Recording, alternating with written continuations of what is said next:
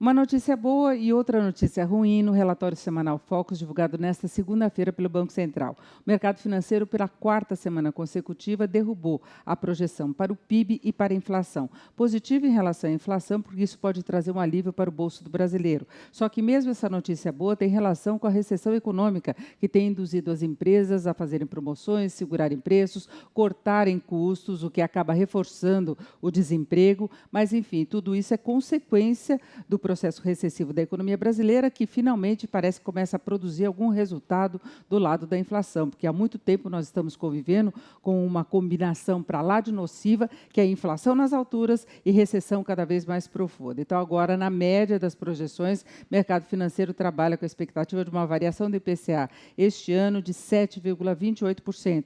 No relatório da semana passada, a projeção média era 7,31%, e o próprio Banco Central, vale lembrar, no relatório trimestral de inflação, prevê a inflação deste ano em 6,6%. O Banco Central costuma ser muito otimista em relação a isso, porque aposta na eficácia da política monetária que vem implementando desde muito tempo atrás, os juros elevados, mas mais do que isso, o que pode produzir resultado mesmo é a desaceleração do consumo, e tem ainda questões pontuais, como a mudança da tarifa de energia, a mudança para a bandeira verde, que traz um alívio nas contas de luz, e isso tem reflexos na formação dos índices de inflação, e o dólar que segue num patamar mais baixo, o dólar que já caiu cerca de 10% no mês de março e começou abril também em queda. E o dólar também interfere na inflação, na evolução dos índices aqui no Brasil. Agora, a notícia ruim mesmo é que o mercado conta com um tombo cada vez maior da economia brasileira e por aí as projeções podem continuar piorando. Na média, o mercado agora prevê uma retração do PIB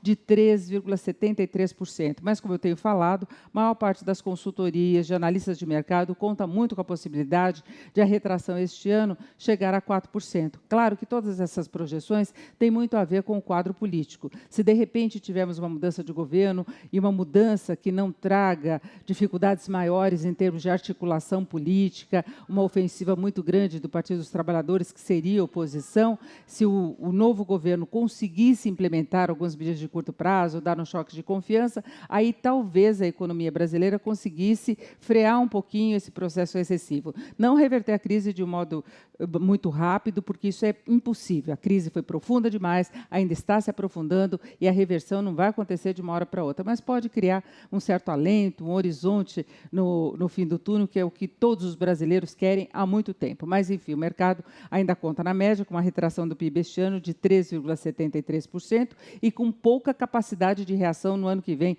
O mercado espera um crescimento em 2017 de apenas 0,3%. Nada, depois da maior recessão já registrada na história brasileira. E essa retração do PIB tem muita relação com o setor industrial, que, na visão do mercado financeiro, deve ter, agora em 2016, mais uma queda da produção de 5,8%.